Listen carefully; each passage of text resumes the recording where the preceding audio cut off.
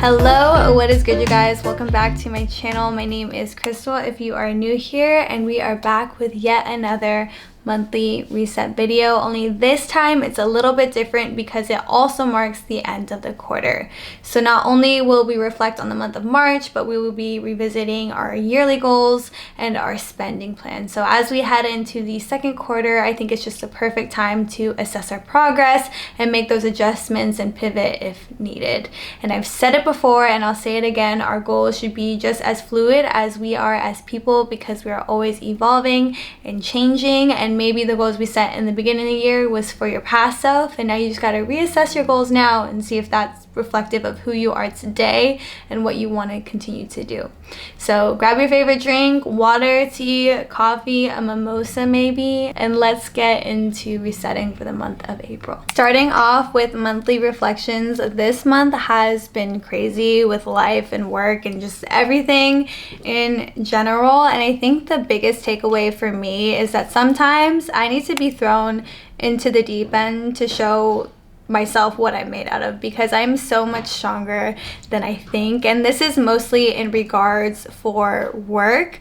I don't know if I've ever shared this with all of you, but when I graduated college in 2020, I joined this new grad rotation program at this company. And essentially what that means is that we do 3 9-month rotations, and at the end of the program you officially place on a permanent team. And so I finished that back in November of last year, and so I've been in my current position for 5 months. My official title is a data engineer, but I more so fit into the role of an innovation analyst or product owner. We basically test emerging technologies through 6 to 8 week proof of concepts and see if they bring value to the business and if it's something that can scale. And so just being in innovation and technology, you can imagine it's ever changing. And when I stepped into this role, I literally had no idea what I was in for. I'm someone who's used to knowing what to do, what's the right thing, what's the wrong thing, but with our nature of the work, things are just changing and there's no right or wrong thing. It's just make a decision and go forward with that, which is not who I am at my core. And my imposter syndrome has just been at an all-time high, which is probably why in the last few videos I've been saying I need to let go of all of this self-doubt, because in my role, I've only been here for 5 months and no one expects me to know everything. And so with this past month, my counterpart, she left for her honeymoon, and so I had to step up and kind of fulfill some of her roles and responsibilities. And man, was I so scared, but I kind of approached it with the face that everyone on my team is so supportive. I can ask literally anyone a question, and if I don't know, that's okay. I'm trying my best. For anyone who has been feeling like I have been feeling, imposter syndrome and just not knowing if you're in the right place, if this is something you can do it, and you know more than you think. And that is so hard to believe sometimes. Trust me, I'm still going through it, and I have to remind myself to breathe and control what I can control and know that you will bring value and it will come in time. Everything that you are doing right now is preparing you for where you are meant to be, and I wholeheartedly believe that. I wanted to share that with all of you guys. In terms of things that I am grateful for, super grateful for Harlow and Julian. They had the same birthday. They are both Pisces. We got to celebrate them this month, and that's been super fun, and I just very grateful for those two. And then things I'm letting go of this month, of course, it's always self-doubt, but I think the main one is letting go of those unrealistic expectations I have of myself. Like I said, no one on my team expects me to be perfect. I shouldn't expect myself to be perfect. I should just be patient and give myself grace to continue to grow and learn. Yeah, those are my monthly reflections. Thank you guys for listening to my little rant. Now on to goals and habits. For finances, your girl definitely prioritized her savings. I'm excited to show you guys what I accomplished this month in my spending plan, and also maxed out my emergency fund, which I'm so excited about, and we can talk about a little bit later on in this video. But I also maxed out my Roth IRA, not for 2023, but for 2022, because if you didn't know, until tax season of this year, you can still contribute to the previous year for your Roth IRA. So I maxed out my 2022 Roth IRA, and I'm very happy about that. I also saved not 10%, more so 5%, because I was very happy with where I was at with 5%. And then I've also been eating groceries more than I have been eating out, but this month I definitely spent way more in groceries than I was trying to. Moving on to health and wellness, I didn't hit that 4 to 5 workouts a week, but I did go on those like 10-minute mental health walks at least 2 to 3 times a week, which has been very good for my soul. Although it's also hard because I have to find time when it's like not raining outside. And I did try my best this month to include more vegetables in my meals, but I did not hit that 70% on 50% of my habits. For personal UGC, I didn't reach out to 3 brands, but I've been digging a little bit more into that. What I realized though is like with UGC, real estate, everything I want to do and like life in general, I can't spread myself too thin. I have to just focus in one area and try to stick to it before I can move on to something else. And then in terms of just reading, it's been so hard for me to read. I didn't really make progress in Rich Dad Poor Dad, but I have been reading 101 essays that will change the way you think, and those are just short passages. So what I'll do with that instead is I'll just pick a passage that resonates with me for that day and then read it before I get to work, which has been super helpful, honestly. For relationships, I have made an effort to be more vulnerable and open with people. Not all the time, but been making that effort too. And then also I did reach out to one person I wanted to get to know. We haven't gone coffee yet because she's not in the San Diego area, but when she is, we said we'd try to like meet up one-on-one. And then for YouTube, create a strong and consistent brand identity for my YouTube channel. Obviously, I'm still working on that, but I am hopefully meeting with someone from she's like a graphic designer to kind of help build that stronger brand identity. And then also the quality over quantity. I feel like my videos have been more quality than quantity, but it's also not exactly where I want it to be quality wise. Like I have this vision and then when I try to execute it visually, it's just so hard. But we are moving on this theme of giving myself more grace. And I realized that before I started YouTube, I said I made a promise to myself to make 100 shitty videos before I give it up. And we're only on video, I think this will be video 39. So we're not even halfway there, and I feel like I have grown a lot just as an individual in my editing style and how I shoot videos and take shots. So we are slowly learning, and I do still have to give myself that grace. Like I'm comparing myself to like my fam, like a Emma Chamberlain. Like they are up there, top tier like content, and I'm here, and that's okay because we all got to start somewhere. And I'm happy with where I'm at, and I'm continuing to learn and grow. And the quality, I feel like, of my videos has gotten better as I've learned more about storytelling and my camera and like what settings to pick. And we are slowly growing and getting there. So I'm going to mark that off as a goal that I accomplished this month. For my habits, collagen and creatine, those went down a little bit, and I think that's just because this month I haven't really been having fun with strength training. Like it hasn't excited me in the way that it used to, and I know that like motivation isn't always gonna get you. You have to be disciplined. I also believe in like your workouts, they should be fun for you. And like for me, I'm not trying to get like physically strong and like lift a plate and hit my PRs. I'm just trying to move my body and feel good about myself. And so I've been taking more like yoga classes and Pilates classes and have been running a little bit more. So that's been the change I've been seeing this month, and I'm gonna like lean into that because it's been fun for me and I love it. It's just like with creatine, it's like I'm trying to take it still, but because I'm not lifting as heavy, I'm just trying to be a little bit more cognizant of like how much protein, creatine I'm taking. But it's because I also usually mix in my protein, collagen, and creatine. So when I don't drink my protein, I also don't drink my creatine or collagen. So maybe now I'll switch it to just drinking creatine and collagen if I feel like I don't need the protein for that day. So hopefully next month we'll do a little bit better, but that's just kind of the reasoning behind that. But for greens and reds, your girl has been making such good progress with that, and I'm so happy. And I think the change really came from listening to this podcast that Mariana Hewitt had, and they were talking about the importance of gut health, why it's important to, you know, juice or take your greens.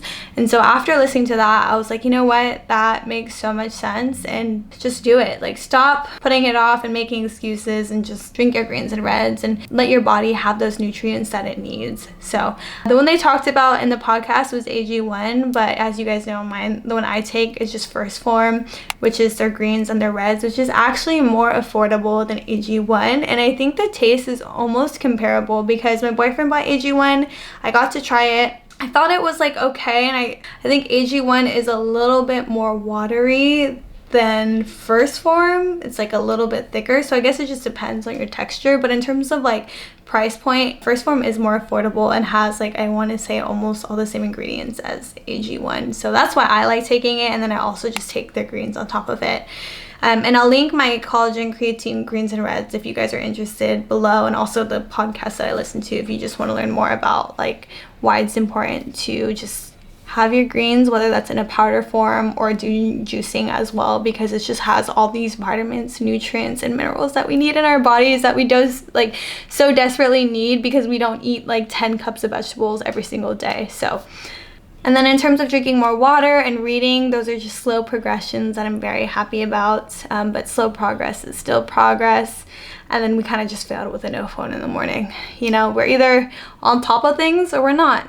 And this month we weren't. So it's all good. We'll try again next month. Before we dive into setting new goals and intentions for the month of April, I just want to revisit my 2023 yearly goals really quickly and just see if those align with where I'm at right now. And so I would say for the most part, all of these are still in alignment with what I currently have.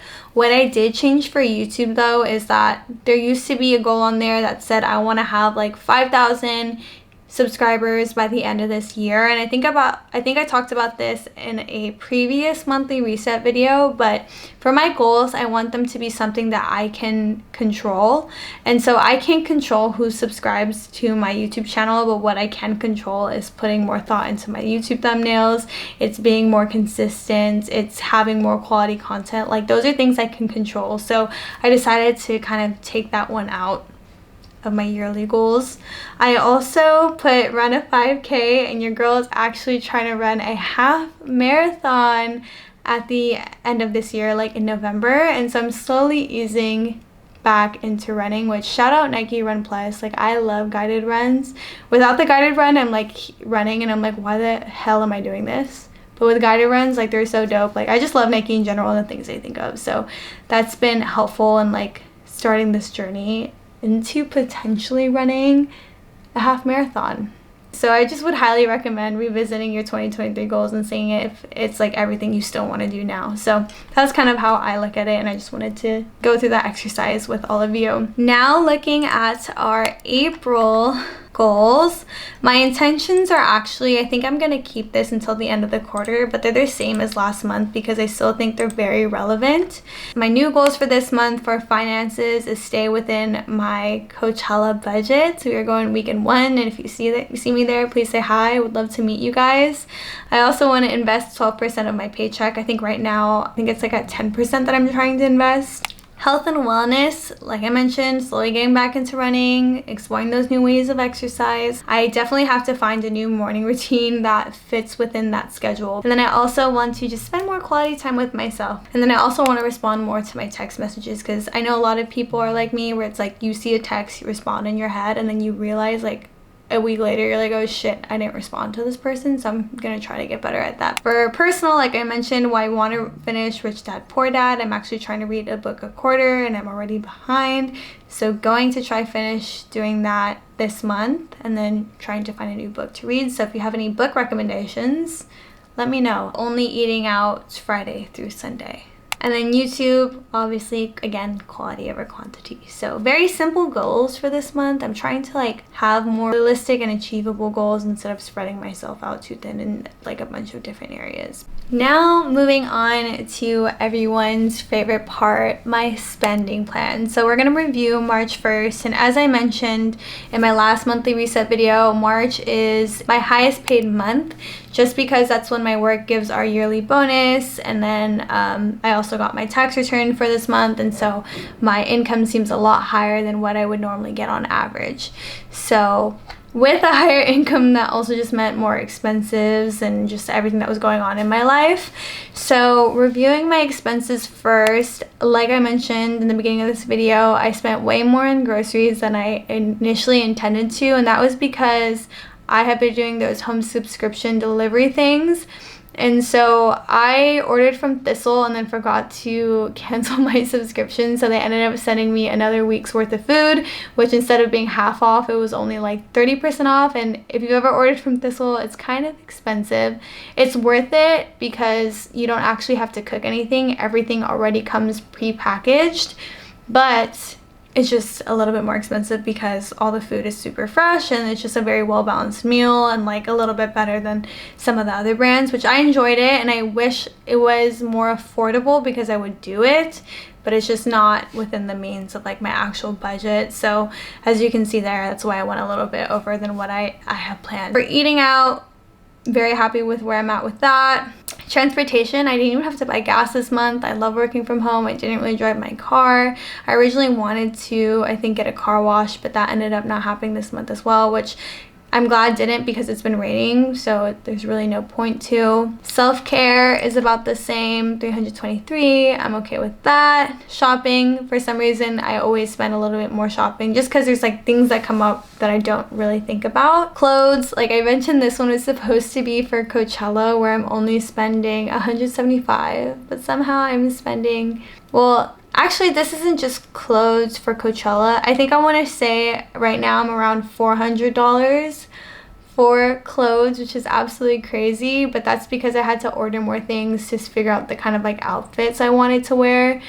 So hopefully I get to return the ones that I end up not bringing to Coachella. But I also ended up buying just like work clothes as well with the raise that I got, or with the bonus, because I just needed more work clothes for Coachella. I'm so excited because we are going for 3 days, and me and my girlfriends, we also have like themes planned. So for the first day, we are doing like pops of red.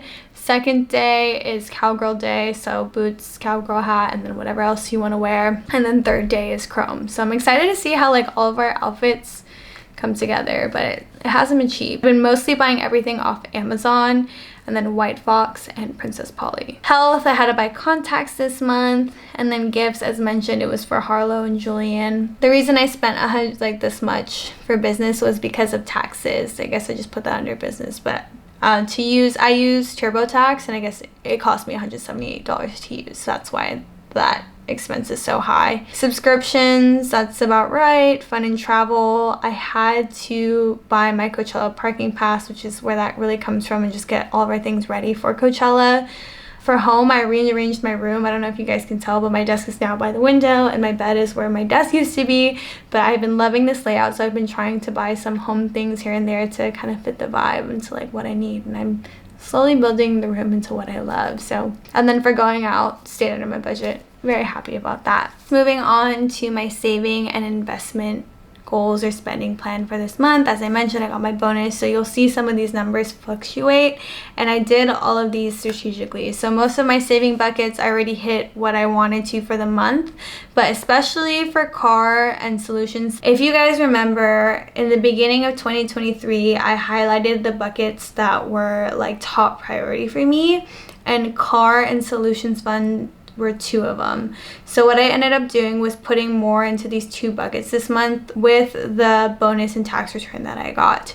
So I think right now, from where it currently stands, my car is at like around like $5,000 that I've saved so far, which is kind of where I want to be at. Hopefully the current car that I have will last me another year, and I can kind of save like about $20,000 before having to look into buying another car. But I'm pretty happy that I could prioritize that this year. And then also my solutions fund, I finally hit 10,000, which was my goal for the end of this year. So now I am done saving for my solutions fund, which is such a good feeling.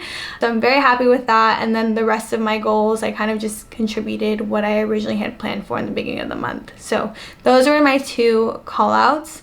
And then for my investments, I ended up maxing out my 2022 Roth IRA account. So I put whatever I needed to get to that $6,000 for last year's contribution. For my personal investments, my future home and B&B property, I think I put a little bit more with what I had left over from saving in those other 3 buckets.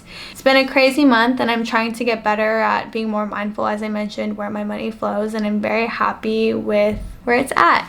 Now, if we look at my total breakdown for March, it's crazy to me that I saved 30% of my total income in investments and 40% in savings. So that's 70% of my income this month went towards savings and investments, which is such a good feeling, and only 17% in expenses and 12% in bills. So March is my favorite month of the year. Financially wise, just did really well, so I'm hoping to kind of keep that momentum up for April, which I wish I got this much amount of money every single month. Okay, so before we go into April, I just want to quickly review my finance goals for all of 2023. So this is the template that I was using. So for this one, as I mentioned, Bahamas, we hit that goal already because that ended in February, as well as Julian's birthday present, so we can mark both of those off. For Coachella, I also hit that goal of $800 that I originally wanted to hit already. So I'm going to cross both of these off, as well as things I'm done saving for, because that was the goal amount. I hit it. I don't need to save any more. We finished 4 out of our 10 goals, which is absolutely amazing. For holiday, we are definitely on track for that. My car, as I mentioned, we are at $5,000 and I'm trying to save $7,500 for this year. Bali, we're at $150, so I think this is one that I need to catch up on, as well as the one for Japan and my wedding. But my solutions fund I can also cross off now, because the goal amount was $10,000, and now at the end of quarter 1 I have $10,000 in that bucket. So we're doing a really great job with all of those. Going into my investments, Roth IRA, we're doing a very decent job at that. I think I'm trying to save at least $4,000 at the end of the year, so we're not even halfway there or even a quarter way there, so we'll see how we end up doing with that. And then home and Airbnb, those are the 2 I'm prioritizing for this month. We are doing a decent job. We'll see if we'll get there. These goals are things I'd like to hit, and if I can, do my best to getting to that goal as quickly as possible. But we are also done saving for Airbnb, so I'll cross that off as well. We finished off with $7,530, which I originally wanted to save $7,200. So I'm going to stop saving for that and kind of reallocate what I was going to do for those monthly goals in these other investment areas. So hopefully that makes sense. I know I kind of ran through that quickly, but again, what I like to do is just revisit my goals. Are there any goals that I hit that I can cross off, and now I can put more money into this next quarter? Are there goals that are no longer relevant? And then are there goals where I can start saving more for? We can now look at what I have planned for Q2, and I kind of already started setting this up for all of you. And I also included more buckets that I wanted to save for, because I can start saving for it now that I've crossed off some of these other areas, which one of them didn't know I was going to go to it this year, but I am going to Lovers and Friends Festival in the beginning of May, so I basically have a month to save up for it. But I think I put whatever was left over in Julian's gift bucket and some of the other buckets I had into the Lovers and Friends Festival bucket, so that's why there's a little bit more there. But to make this easier to look at, I'm also gonna hide the ones that I'm kind of done saving for. And what I did up here was I basically took my income of my expected income for every single month, and then I took because I want to save more of my paycheck and invest more of my paycheck, I said, okay, let's try to hit 18% for savings, 22% for investments, and how much would that be for each of my paychecks, which is how I calculated my monthly goal that I'm trying to hit. I don't know if that's realistic. We're going to try for the month of April and see how difficult that was. Obviously, hitting 18 and 22% is very ambitious, but we are definitely going to try. So far, Lovers and Friends has been the only other thing that I need to start saving for that I haven't saved for already. And again, $100 for holiday, that doesn't change. And then for my car, I'm supposed to be saving about $441 to hit this goal amount of $7,500.